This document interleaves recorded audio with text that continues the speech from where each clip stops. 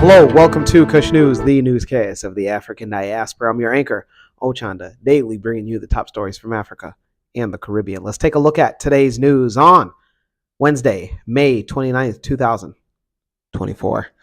Let's go to South Africa, where they go to the polls. South Africans are heading to the polls today in what is reported to be the most fiercely contested elections since the end of apartheid back in 1994. More than 27 million people are registered to cast their ballots in the polls that highlight growing political fragmentation after 30 years of democracy. Over 1.6 million people have applied for special voting, which took place yesterday and on Monday. The police has warned against disruptive protests as South Africans go to the polls. At least 2,800 soldiers have been deployed at hotspots around the country to assist police in maintaining law and order. The Electoral Commission says it's ready to deliver the elections. The first results will start to trickle in on Thursday morning, and final results are expected all over the weekend. Those in South Africa, let us know if you're registered to vote. Let us know who you voted for. Is it the incumbent Ramaphosa? Is it the maverick Julius Malema? Or is it anybody else? Let's go to the DRC, where a new government has finally been revealed. The cabinet of Congo's first female prime minister, Judith Suminwa Tuluka, has finally been unveiled. Members including some close to the allies of President Felix Tshisekedi. President Tshisekedi was sworn in for a second term as president of the DRC back in January. Then Prime Minister Judith Suminwa Tuluka took office in early April. Suminwa's new government is made up of 54 members, including 6 deputy prime ministers, 10 ministers of state, 24 ministers, 4 deputy ministers, and 10 vice ministers. Tuluka, age 56, comes from Central Congo. She has a master's degree in applied economics as well as a diploma for additional studies in human resource management. Her appointment comes as the security situation in the east part of the country remains extremely difficult. Rebels from the M23 movement, one of over 100 armed groups in the region, are fighting the Congolese military. In recent weeks, the rebels have come very close to the regional capital of Goma, and some villages are still controlled by the rebels.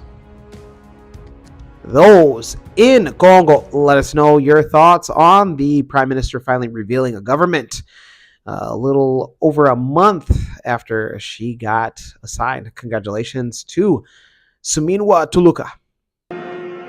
Let's go to Nigeria, where the national anthem has been changed. Nigerian President Bola Tinubu has signed into law the bill to reverse the old national anthem. The Senate President disclosed this while addressing lawmakers at the joint session of the National Assembly. The bill seeks to replace the current national anthem with the former one adopted back on October 1st, 1960. The old anthem was changed back in 1978 by Obasanjo's military. In the address at the joint setting, the Senate President urged Nigerians to familiarize themselves with the new national anthem. Because we are Democrats, I would like to put the question. The Speaker has just mentioned something that those who are below 50 years may not know much about the old national anthem. So can I put the question? Those in support that the band should lead us to sing the new national anthem adopted by both chambers of the House of Representatives and the Senate. Can I hear you? Say aye. Aye. Those against. That is those who are saying we should use our voices. Can you say nay?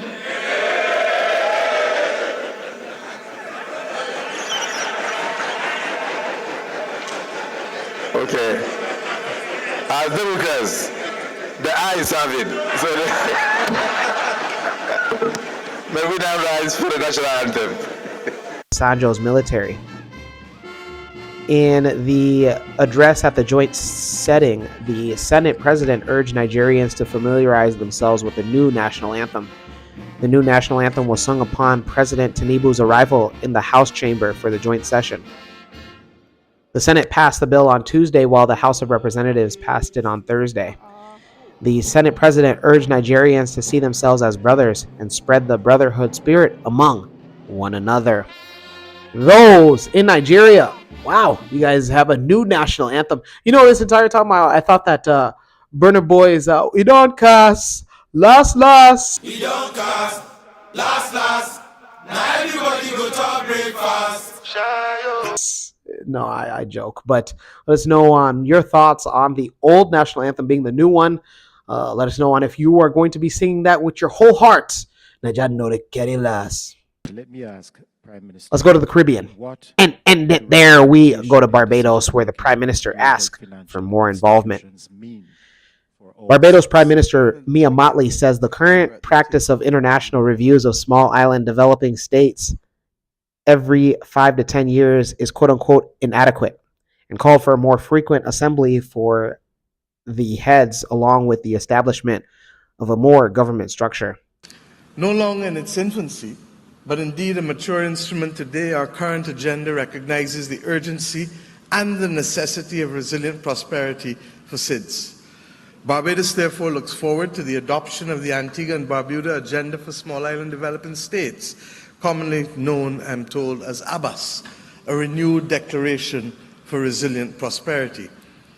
My friends, the frequency and scale of natural disasters causing human suffering, loss or compromised livelihoods, irreparable physical damage, and high economic costs are now, regrettably, a horrifying global reality. The chasm between United Nations member states' spoken commitment and finance implementation condemns us and contradicts our profession of seriousness and sincerity. Our people will wonder, what are we really doing when they look at this season of superlatives that is causing the untold damage that it is? The Bridgetown Initiative, the Paris Pact for People and Planet, the SDG stimulus, along with other initiatives, provide us with a roadmap, yes, on how the international community can support the correction of the economic balance sheet of SIDS. But we must build a more responsive, fairer, and more inclusive global financial system. And we must do so with pace and with scope. Speed and scope are exactly what is missing from our agenda. Not that we haven't made progress, but insufficient progress.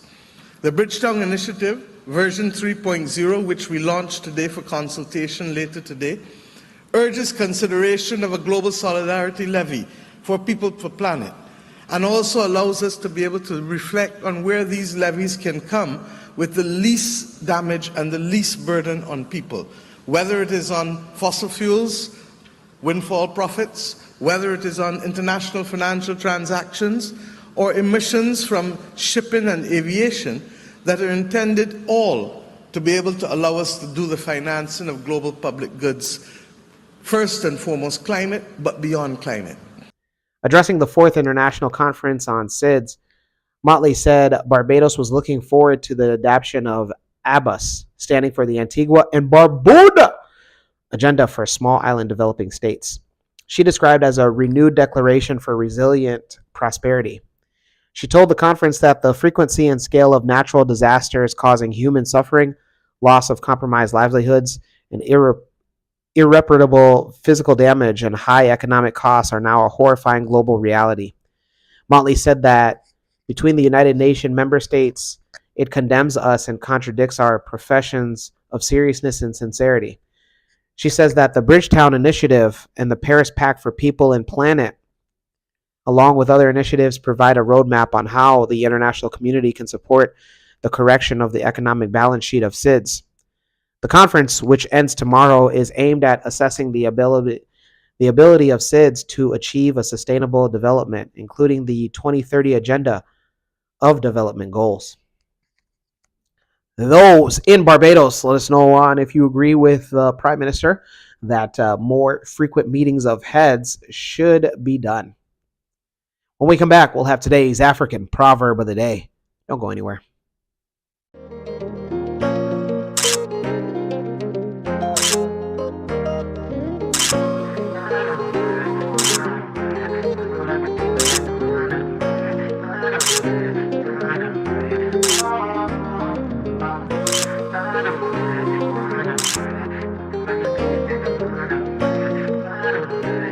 new release of the Spring Summer Collection.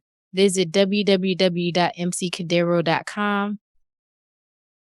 Welcome back. Let's take a look at today's African proverb of the day, and it comes to us from the Lopit. What's going on? And it reads, better late than never. Once again, better late than never. Lopit proverb. Yeah, I mean, better late than never. Who wants to be late? You know, some of you guys are late to class, late to work, late to your main chick's house. Why are you doing such things? No. You know, those of us that procrastinate as well as say that we're going to do something all the time. You know, oh, I'm going to move. Hey, I'm going to quit my job. Hey, I'm going to get that start that business. But you never do it. Just start it. No matter if it was 2 years, 3 years, maybe even a decade after you had said it, just go ahead and start it. Let me know your interpretation of today's African proverb of the day, as well as your thoughts, views, questions, comments, and concerns on the top stories. Don't forget to hit that like button. Make it your best friend. For Kush News on Kush Convos TV, I'm Ochanda. We'll see you soon.